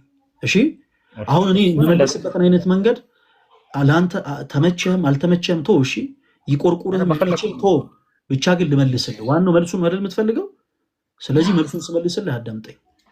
አንተ የመንፈስ ፍሬዎች ናቸው ብለህ ታምናለህ? የህግ ስራ አይደሉም የመንፈስ ፍሬዎች ናቸው ብለህ ታምናለህ? እዚህ ላይ የተጠቀሱት ምን ላይ? ሮሜ 4 ላይ አሁን ያነሳው ሐሳብ ላይ እኔ የህግ ስራ በቀጥታ የሚል ዞሮ እኔ ስራ የሚለውን ነገር ተጽፏል አላልኩም። ቆይ አሁንም ተረጋጋ ወዳጄ። አሁን በቀጥታ አልበቃል ምናምን ሳልልህ ከቅድም ጀምሮ ቡራ እባክህን ስለ መድኃኒዓለም አውቆ የተኛ ቢቀሰቅሱት አይሰማም ይባላል። እንደዚህማ ግግም አትበልብኝ ወዳጄ። እኔ ቃል በቃል አላልኩም። ቃል በቃል አዳምጠኝ። አሁንም እዚህ ላይ አይ ቃሉ በቃል ደረጃ ምናምን አትበለኝ። እዚህ ላይ የተጠቀሰው ስራ ተብሎ የተጠቀሰው የህግ ስራ ነው ወይንስ የመንፈስ ፍሬ ተብሎ የተጠቀሰው ነው? ከሁለት አንዱ አቋምህን ያዝልኝ። የአንተን አቋም ማወቅ ፈለግኩኝ። እኔ አሁን እያልክ ያለው ነገር አልገባኝም ፈለገ።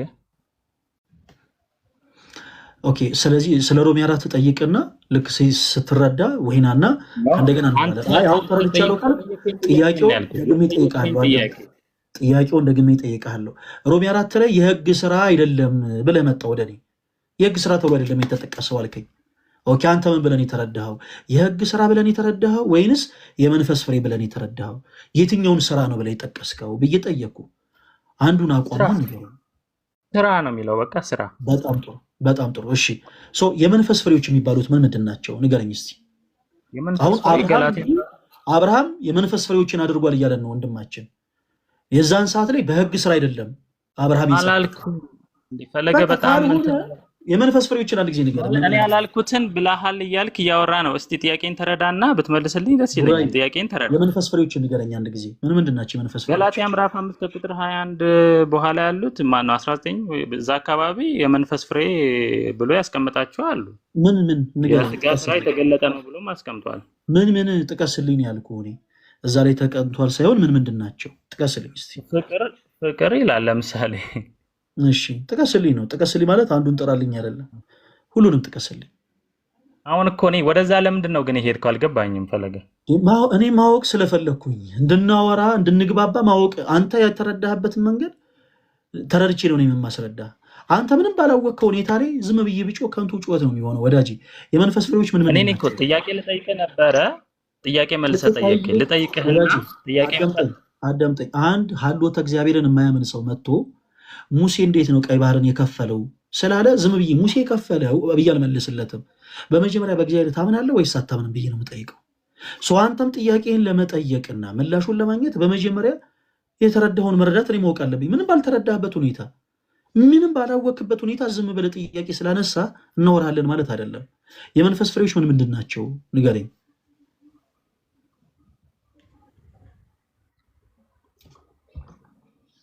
ፍቅር እኮ አልኩ። ፍቅር፣ ትዕግስት፣ ቸርነት፣ በጎነት፣ ራስን መግዛት እነኚህ ነው የመሳሰሉት።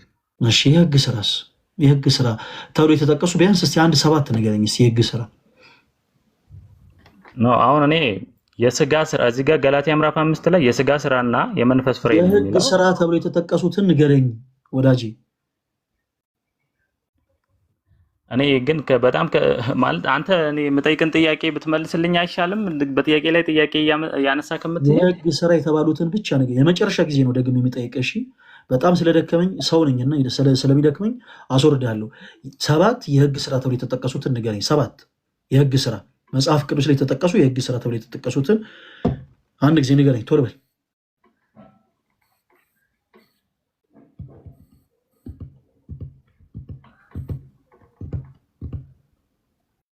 እንዳላስወርድ ወንድሜ እየጠበቅኩ ነው። ፕሊስ ጊዜያችን አትግደል። እሺ አይ በቃ እኔ እዚህ ደረጃ ከደረስን እኔ ኦኬ። እሺ እኔ ቀድሜ ያስወርጅሃለሁ። መውረዱን ፈልገው ነው። እኔ ቀድሜ ያስወርጅሃለሁ። ተወዳጆች አሁን ይሄ ሁሉ ትግል ይህን ሁሉ ችግር የፈጠረው ትልቁ ጉዳይ ምንድን ነው? ሰዎች በክርስቶስ ኢየሱስ በማመን ብቻ የዘላለም ሕይወትን ያገኛሉ የሚል ሀሳብን ለማምጣት ነው። መጽሐፍ ቅዱስ እንደዚህ አይልም። አሁን ቅድምም የነበረውን ወንድማችን ምሳሌ አድርጌ ልንገራችሁ። ለምሳሌ ቅድም ይመስለኛል ካሴኑ ምናምን የሚባል ልጅ ነው አይደል የመጣው። እሱም ወንድማችን ለምሳሌ መጽሐፍ ቅዱሱ ያለውን እኮ ነገር አይተውታል፣ ተመልክተውታል። ሶሪ መጽሐፍ ቅዱስ የሚለውን ነገር ተመልክቶታል። ሰዎች በክርስቶስ ኢየሱስ ካመኑ በኋላ መልካም ፍሬ ማያፈሩ ከሆነ ይወገዳሉ ይላል። ይወገዳሉ ወይስ አይወገዱም ስንለው ግን የዛ ወንድማችን ምላሽ ምንድን ነበር? የኔ ተወዳጆች አይወገዱም። ይሄ በጣም ከባድ አካሄድ ነው። ሰው ምናልባት ይሄንን ሀሳብ የኦርቶዶክስ ቤተክርስቲያንን ትምህርት ራሱ በተወሰነ መልኩ የምትቀበሉ ፕሮቴስታንት ወንድሞች ካላችሁ በፍቅር እንድትረዱ የምንፈልገው ትልቁ ነጥብ ምንድን ነው? ባጭሩ እምነት ከስራ ተለይቶ የሞተ እንደሆነ እንድታውቁ ነው። እምነት ከስራ ተለይቶ ምን ያለ ነው? የሞተ ነው። ይሄ ማንም ሰው ሊደራደርበት አይገባም። ጥቅሱን ያዙት፣ ጥቅሱን ያዙት። እነ ሰብለ ወንጌል ምናምን ሁላችሁም ያዙት። እሺ ጥቅሱን ለካስዬም በደንብ ጥቅሱን አሳዩ። እምነት ከስራ ተለይቶ የሞተ ነው። የያዕቆብ መልእክት ምዕራፍ 2 ከቁጥር 20 አለቀ። ሰዎች በክርስቶስ ኢየሱስ ካመኑ በኋላ በክርስቶስ ኢየሱስ አምነው መልካም ፍሬን የሚያፈሩ ከሆነ አብዝተው እንዲያፈሩ ያጠራቸዋል። በክርስቶስ ኢየሱስ አምነው ደግሞ መልካም ፍሬን የማያፈሩ ከሆነ ደግሞ የኔ ተወዳጆች ይወገዳሉ። አጭርና ግልጽ፣ ምንም አይንቆለጳጰስ። በቃ ይህንን ሀሳብ ብቻ ያዙት እናንተ።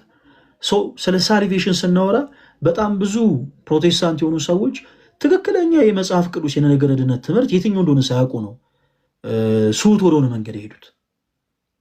ስሁት ወደሆነ መንገድ የሄዱት በጣም ብዙዎቹ ካለማወቅ ነው፣ ካለመረዳት። ሰዎች በማመን ብቻ የዘላለም ሕይወትን ያገኛሉ ብለው ይናገራሉ። መጽሐፍ ቅዱስ ግን እንደዚያ አይልም። ሰዎች በክርስቶስ ኢየሱስ የቅድም እንዳልኳችሁ የክርስትና ሕይወት የሚጀምረው በመዳን ነው። ምንም አይነት ስራ አያስፈልግም። ሰዎች በክርስቶስ ኢየሱስ በማመን በቃ በመዳን ማለት ነው ሕይወትን ይጀምራሉ። የክርስትና ሕይወት የሚጀምረው በመዳን ነው። በክርስቶስ ኢየሱስ ካመኑ በኋላስ በበጎ ስራ መጽናት አለባቸው። የዮሐንስ ወንጌል ምዕራፍ 15 ከቁጥር 2 ላይ በእኔ የሚኖር ቢሆን፣ በእኔ የሚኖር ሲል ክርስቶስ በእኔ የሚያምን ማለቱ ነው። እዛ በእኔ የሚኖር ቢሆን እንደ ቅርንጫፍ ማን ነው? በእኔ የሚኖር ቢሆን እና መልካም ፍሬ የሚያፈራ ከሆነ አብዝቶ እንዲያፈራ ያጠራዋል ይላል። በክርስቶስ ደግሞ አምኖ በእኔ የሚኖር ቢሆን ካለ በኋላ ምን ይላል? ፍሬ የማያፈራ ቢሆን፣ መልካም ፍሬን የማያፈራ ቢሆን አባቴ ያስወግደዋል። 15:2 ላይ የሚለው ይሄንን ነው። ከዛ ያዕቆብ መልእክት ምዕራፍ 2 ከቁጥር 14 ላይ ደግሞ ወንድሞች ሆይ እምነት አለኝ የሚል ያዕቆብ መልእክት ምዕራፍ 2 ከቁጥር 14 እምነት አለኝ የሚል ስራ ግን የሌለው ሰው ቢኖር እምነቱ ምን ይጠቅመዋል? እምነቱ ሊያድነው ይችላልን? ይላል። አይችልም። ከዛ በመቀጠል ቁጥር 20 ላይ ደግሞ ረዲልና አንተ ከንቱ ሰው እምነት ከስራ ተለይቶ የሞተ መሆኑን ልታውቅ ትወዳለህን? ስለዚህ ሰዎች በክርስቶስ እውነተኛ የወይን ግንድ ክርስቶስ ነው። እውነተኛ የወይን ግንድ ክርስቶስ ነው። ሰዎች እውነተኛ ከሆነ ከወይን ግንድ ጋር በማመን ይጣበቃሉ፣ ቅርንጫፍ ይሆናሉ። በክርስቶስ ኢየሱስ በማመን ቅርንጫፍ ይሆናሉ፣ ከወይን ግንዱ ጋር ይጣበቃሉ። ከተጣበቁስ በኋላ መልካም ፍሬን ደግሞ የማያፈሩ ከሆነ ይወገዳሉ። መልካም ፍሬን የሚያፈሩስ ከሆነ የክርስቶስ ኢየሱስ አባት አብዝቶ እንዲያፈራው ያጠራቸዋል። ስለዚህ የለም ሰው በማመን ብቻ የዘላለም ሕይወት ያገኛል ሲል ወዳጅ አለ በለው። ወራጅ አለ። ምክንያቱም ሰው በክርስቶስ ኢየሱስ ሲያምን አዎ ይድናል። አዎ ይድናል። በክርስቶስ ኢየሱስ አምኖ የመዳንን ህይወት ከጀመረ በኋላ ግን በበጎ ስራ ማይጸና ከሆነ መልካም ፍሬን ማያፈራ ከሆነ ግን ይወገዳል። ማመኑ ብቻውን በቂ አይደለም ማለት ነው። ማመኑ ብቻውን በቂ አይደለም። እምነት ቀዳሚው ነው። በመጀመሪያ ማመን ይጠበቅበታል። ከዛስ በበጎ ስራ መጽናት አለበት። በበጎ ስራ ማይጸና ከሆነ የዘላለም ህይወትን አያገኝም የዘላለም ህይወትን። ለዛ ነው ቅዱስ ጳውሎስ በሮሚ መልእክቱ ምዕራፍ 2 ከቁጥር 7 የሮሚ መልእክት ምዕራፍ 2 ቁጥር 7ን ያዙት። በሮሚ መልእክቱ ምዕራፍ 2 ከቁጥር 7 በበጎ ስራ በመጽናት አለ። በበጎ ስራ በመጽናት ምስጋናን፣ ክብርን፣ የማይጠፋ ህይወትን የሚፈልጉ ከማን ዘንድ? ከአምላካቸው ዘንድ ምስጋናን፣ ከአምላካቸው ዘንድ ክብርን፣ ከአምላካቸው ዘንድ የማይጠፋ ህይወትን ለሚፈልጉ እርሱ ጌታችን ኢየሱስ ክርስቶስ የዘላለም ህይወትን ይሰጣቸዋል። የዘላለም ህይወትን ይሰጣቸዋል። እና ክርስቲያኖች ይህንን የነገረ ድነትን ትምህርት በጣም በጣም በጣም በጥልቀት ልትረዱት ልትመለከቱት ይገባል። ሰው ሰራሽ ትምህርቶች ብዙ ጊዜ ሰዎችን ግራ ያጋባሉ። ቅድም እንዳልኩት በፕሮቴስታንቱ ቤት በጣም ሰው ሰራሽ ትምህርት በጣም የተለመደ ነው። በጣም በጣም ብዙ ጊዜ የተለመደ ነው። ቅድም እንዳልኳችሁ ሴት አምላክ መታለች ብሎ የሚያምኑ ፕሮቴስታንቶች አሉ። እንዲህ አይነት ሰዎች በማመናቸው ብቻ የዘላለም ሕይወትን ያገኛሉ ብሎ የሚያምኑ ሰዎች አሉ። ሰው ሰራሽ ትምህርቶች ጉዳታቸው ያን መጽሐፍ ቅዱሳዊ መልክ ያላቸው ናቸው፣ ግን 100% ሰው ሰራሽ ትምህርቶች ናቸው። ፍጹም መጽሐፍ ቅዱስ መሰረት የሌላቸው ማለት ነው። ስለዚህ ትክክለኛ የነገረ ድነት ትምህርት ይሄ ነው። እኛው ነገ እንግዲህ ስለ ፕሮቴስታንቲዝም የተወሰኑ ነገሮችን አውርተናል። ነገ ለፕሮቴስታንት ወንድሞች ደግሞ ድል እሰጣለሁ። ይኸው ተዘጋጁበት ሁላችሁም። ኦርቶዶክስ ቤተክርስቲያን ከመጽሐፍ ቅዱስ ውጭ የምታሰረው ትምህርት አለ ብላችሁ የምታምኑ ከሆነ መታችሁ ከኛ ጋር መወያየት ትችላላችሁ። በዚህ አጋጣሚ ፕሮቴስታንት የሆኑ ሰዎች ሰው ሰራሽ የሆኑ ትምህርቶችን ያምናሉ ብለን እኛ እናምናለን እና በዚህ መሰረት ላይቭ የሚከፍት ሰው ካለ ኑስ የኦርቶዶክሳውያን እኛ ፕሮቴስታንቶች ሰው ሰራሽ ትምህርት አለን ብላችሁ የምታምኑ ከሆነ እስኪ ኑና ጠይቁን፣ ይሄ ትምህርታችሁ ሰው ሰራሽ ነው ብላችሁ ጠይቁን የሚሉ ካለ እኛ ሄደን ለማሳየት ፈቃደኞች ነን። በተመሳሳይ እኛ ግን ለሁላችሁም እድል እንሰጣለን። ነገ ኦርቶዶክስ ቤተክርስቲያን ይሄ ትምህርቷ ከመጽሐፍ ቅዱስ ውጭ መጽሐፍ ቅዱሳዊ ትምህርት አይደለም የምትሉት ትምህርት ካለ ፕሮቴስታንት ወንድሞች ነገ መታችሁ በማስረጃ ታዲያ ይሄ ቲክቶክ ላይ ሲባል የሰማችሁትን የሆነ የምታውቁት ሰው ዝም ብሎ ሲያወራ የሰማችሁትን አይደለም፣ በማስረጃ እንዲህ ብላችሁ ታምናላችሁ። ኦኬ ምናምነው ከሆነ አሁን እናምናለን እንላችኋለን። ይሄ ትምህርታችሁ ከመጽሐፍ ቅዱስ ውጭ ነው። እንዴት? ምክንያቱም መጽሐፍ ቅዱስ እንዲህ ይላል። አለቀ። በመጽሐፍ ቅዱስ የማስረጃ በደንብ አድርጋችሁ ታነሱልናላችሁ። እኛም ከእናንተ ጋር በመጽሐፍ ቅዱስ የማስረጃ በደንብ አድርገን እናወራለን። ኦኬ፣ በመጽሐፍ ቅዱስ የማስረጃ በደንብ አድርገን እናወራለን። የጌታችን የአምላካችን የመድኃኒታችን የኢየሱስ ክርስቶስ ጸጋና ሰላም ከሁላችሁ ጋር ይሁን። እንዳትረሱ ነገ ኦርቶዶክስ ቤተክርስቲያን ከመጽሐፍ ቅዱስ ውጭ የምታስተምራቸው ትምህርቶች አሉ ብላችሁ የምታምኑ እህት ወንድሞች በአጠቃላይ ሁላችሁም ተገኙ። በደንብ አድርገን እናወራለን። እግዚአብሔር አምላክ ይርዳን። እወዳችኋለሁ። ደህና ሁኑ። ያው ነገ ቀን 4 ሰዓት ነው የኔ ተወዳጆች፣ ቀን 4 ሰዓት ነው ያው ምንገባው። ስለዚህ ቀን 4 ሰዓት ላይ እንገናኝ። ቀን 4 ሰዓት ላይ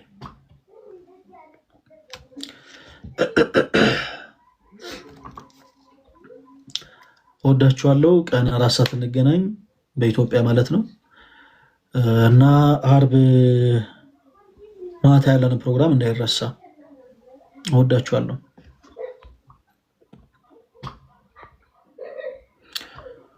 ደህና ሁኑ። ባይ ባይ።